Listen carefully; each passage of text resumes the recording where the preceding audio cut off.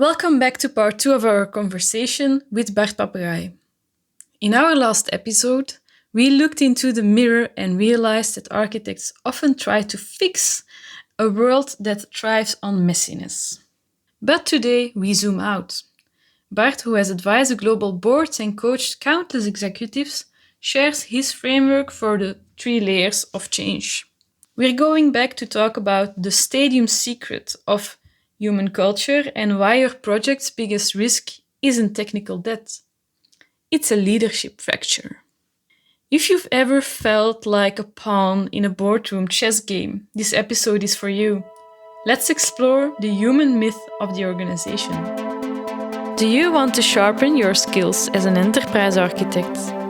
Welcome to Verbonden, the podcast where we combine insights from experienced professionals with real-world examples from the world of architecture. My name is Elise Luyckx, and I am your guide through the layers of enterprise architecture, making it less mythical and more concrete. I also read your LinkedIn bio, the one that's currently there. You recently said you wanted to update it, maybe? I'm busy updating it because I have a lot of experience that may have been valid to me, but... I also noticed this, that you in the bio there's something that sparked my interest because I saw 3 levels coming back there in what you do. And it was, you said, like, I'm doing personal and interpersonal leadership skills. Yep. This is like the individual. Then you have the executive team effectiveness and alignment. Yep. This is the team of the board team. Yep. And then you also mentioned the culture and dynamics and the governance issues, what we touched upon now. And this is like the full organization scope. Yep. We have these kind of 3 scopes. You could call it scopes, you could call it layers. Ways of looking at the organization. There's an individual side to never forget. An organization doesn't actually exist, right? It's a myth we create together. It's just a bunch of agreements, and as long as we all stick to the agreements, hey, we have an organization, and we pretend that it's something. That exists on an individual level to the point that there's a lot of things that individuals can contribute, and you can coach them in becoming more aware, to display better behaviors, be more productive, all this stuff on the individual level. But at some point you'll hit the team level. My joke is always, no man is an island except the Isle of Man, which is an island, but that it's not part of any organization I know of. The individual level has to merge into a team level to become effective on a bigger scale, and we leave that to chance. There's not much done on actually building effective teams, especially not in the more technical professions. The HR people may know more about it, but the financial people and the technical people seldom get a chance to learn about team dynamics and all that stuff. So that's the second level. And all projects rely on teams. And yet I seldom see a plan for building teams. Starting the project, let's start building the team. And then have the team become strong and do the project. And that part of let the team develop and be strong and then do the project, that's always missing. Because all they do when they build teams is, who knows coding, who knows data, who knows, they're selected on technical skills. They're not selected on how they would merge into a team. If like this person is very authoritative, and this person, he always has his own opinion, but he doesn't easily express it. It might be a clash getting there. You find that have you ever heard De Bono with the thinking hats is a good example. You have these personality traits, and De Bono came up with 6 different colored hats, and one of them is the one that always disagrees, but that has a function. If you know where to put it. So you could give someone a black hat, which is, oh no, I don't think that's right. We should consider, we'll question it. You got the supporter that is also needed, the one that is constantly going, yeah, we can do this, keep going, and we'll get through this. And you got the peacemaker, the one that runs around and says, let's not fight over this. Let's calm down and be nice to each. You got all these roles in team dynamics that are necessary to form a team. That one of the interesting things is you cannot create a world-class sports team by picking the best players of any generation and put them together. It never works. A world-class sports team consists of maybe a few stars and a lot of players that know how to play around these stars so that these stars can shine when they have to. Yeah. Now, that's the kind of dynamics that I find fascinating in project scope and in the way organizations try to, let's say, coordinate and manage change, is that the team level is completely ignored. Yeah. And if I go to executives, I look at executive boards, they're all individuals, and they've been promoted individually, and now they're thrown together. Then they're there, they find each other in the boardroom. They don't necessarily like each other, they don't trust each other, they work at cross purposes, they don't even have a shared mission. Yeah. And so that's the team level. Now, if you make it even bigger, one of the things that makes us humans unique is that we can scale beyond the family and the tribe. We can organize ourselves into thousands and even millions of people. And we have a clever little trick, and we call that culture. And nobody really seems to know what culture actually is. There's a lot of definitions about, but it's certainly a way that we use to scale up collaboration. By just instilling some basic unspoken rules about how we behave. And it works because I think it was a Dutch biologist, he said, you could never get 60,000 chimpanzees in a stadium and not end up with a big bloody fight, right? Yet 60,000 people go to stadiums every day and sit together peacefully. Most of the time. Most of the time. It doesn't always work. Yeah, there's limits to every system. But the fact that you can get 60,000 people in a stadium or 100,000 and mayhem doesn't happen is because of culture. Yeah. Okay. And here comes the interesting thing. Then cultures become, in themselves, sources of conflict. Because now we expect this culture to be perfect and everybody inside the culture knows how to behave. And then some people don't, which is annoying and disturbing. And then there's people from other cultures and they do weird things, which is even more annoying. And before you know it, you get us and them games being played. And then the whole thing breaks rather dramatically because as the moment we have us versus them, they are always the bad guys. Yeah. And it's these kind of patterns. If you start an assignment and you're looking, that was one of the interview questions for today. It's when you, as a consultant, you get called in for an assignment, I assume that you would look at, okay, what level, what layer do I need? Are the the fires happening here, and where will I intervene? So it is part of the skill of a consultant is to figure out, okay, what layer is most in need of my attention, but also to understand that layer never operates in isolation. So for instance, if you work on team dynamics, you will get to individual performances at some point. Because people that are in the team may need to learn some skills, may need to grow some awareness, you may need to address some of their dysfunctions as part of the team. And from there, you will also branch out into culture because every team is in itself a role model for a bigger group of people that interact with that team. And that's how they influence culture. Yeah. And one thing that I found fascinating about cultures is that there are no wrong cultures. There are no dysfunctional cultures. Cultures exist because they work. But what they produce may not necessarily be what you want. But for the people inside the culture, it definitely works. Otherwise, they wouldn't stick with it. Yeah. So the question becomes on a cultural level is also, what are they getting out of it? Yeah. Why do we stick with it? Yeah. And for consultants, that's probably the most difficult one to challenge, is that what most people get from being part of a culture and fighting for it and defending it is a sense of identity. Yeah.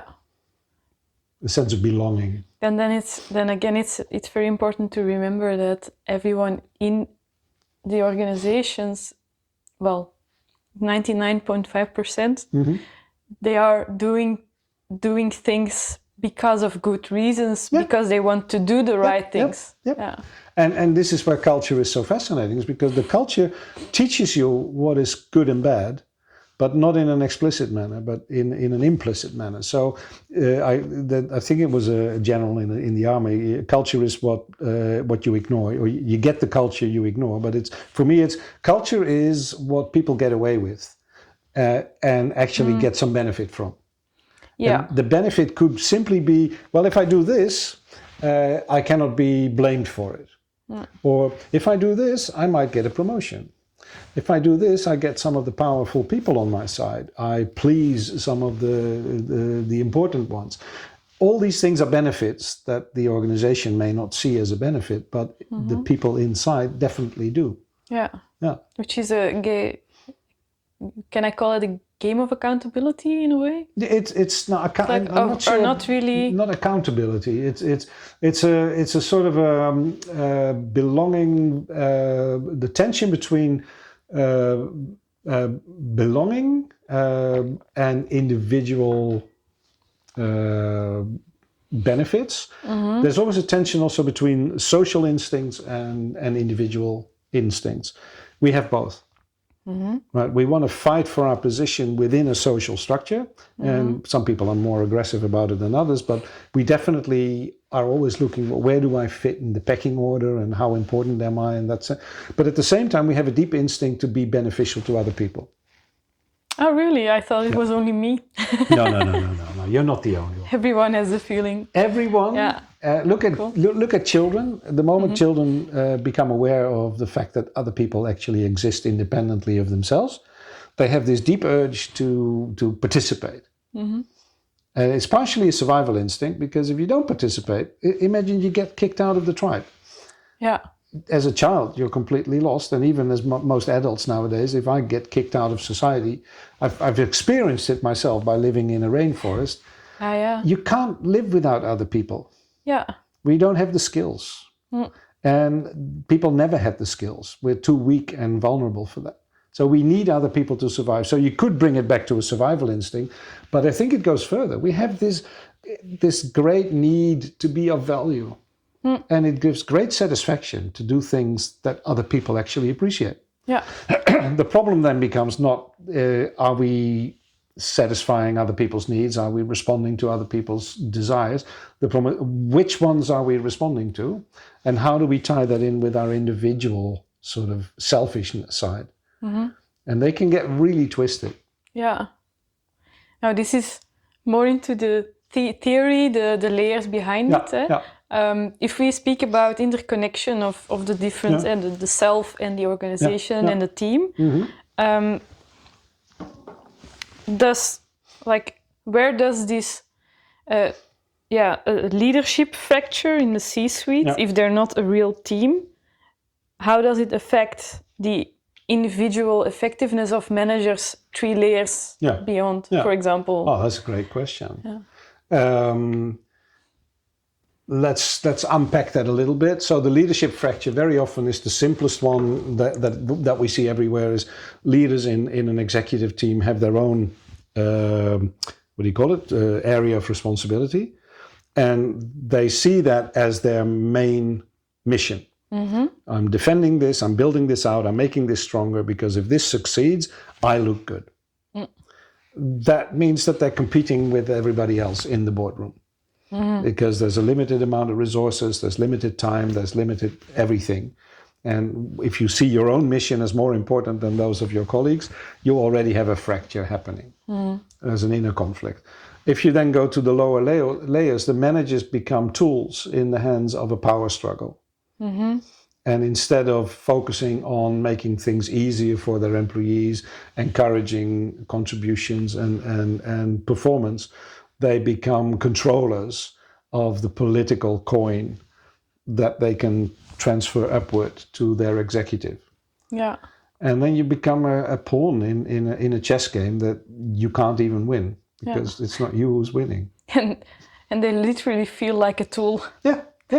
And then you get the sad thing about especially middle management. I have a lot of sympathy and for the middle management in the sense it's not their fault that everybody hates them. It's because they are caught in two incompatible forces.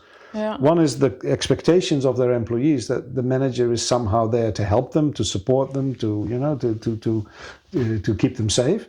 And from the top, that the manager is there as a political tool to extract as much political coin as I can, and keep things under control for my benefit. And then as a middle manager, how do you bring that together? How do you align that? It's not aligned.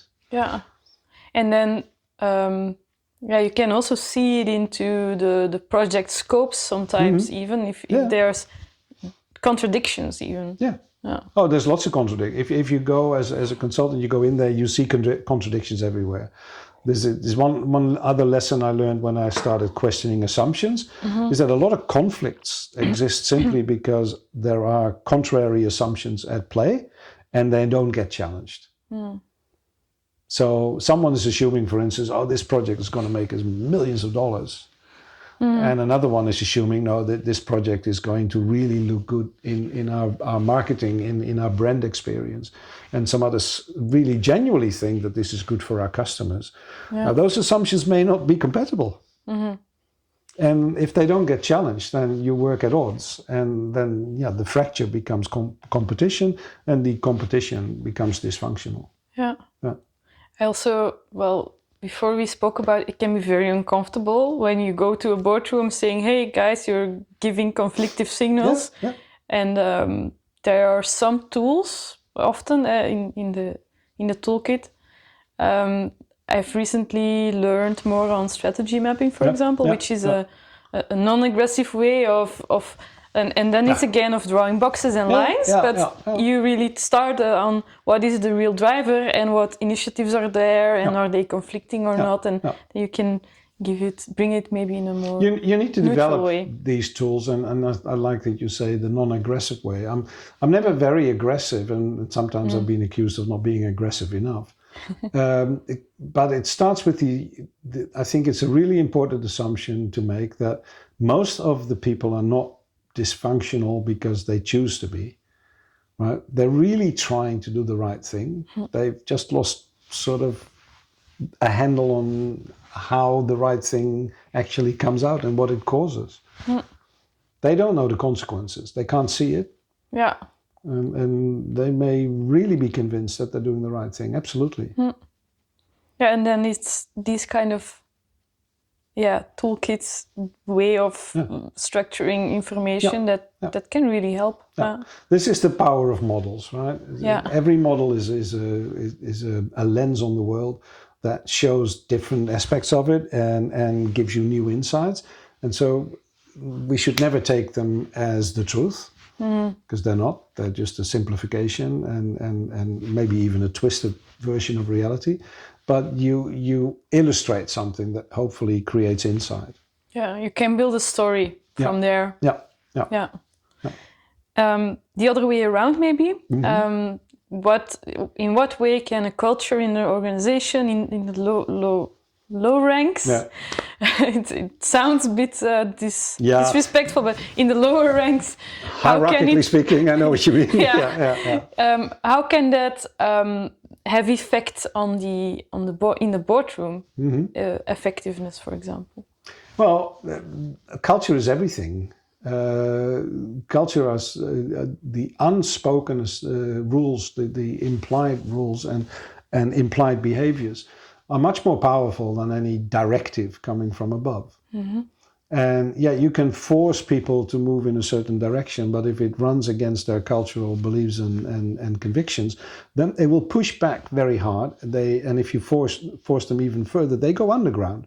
And sabotage will happen. One of the things that many organizations I work with don't want to acknowledge is that their people are sabotaging the change because they can't bear it anymore. It runs contrary to everything they believe. So that's one way that culture is more important than people think. But the other thing is they are themselves not outside of that culture. So I find part of it. They're part of it. I find it really weird that executives somehow think, oh, we're special people. Right? The way they talk about themselves is even a signal. If executives talk about me and my employees, for instance, when they're an employee themselves, where did it happen? Where in their contract did it say, you are now a special person? You are no longer a member of the rank and file. Yeah. That is already problematic. The best executives I know are very much part of their workforce. Yeah. They don't see themselves as separate. I've seen these examples in CIOs that they are really also humble and in service of their IT managers and exactly. I find that there is some merit in rising through the ranks, in the sense that if you can do that in a humble way, then you're not rising through the ranks, you're rising for the ranks.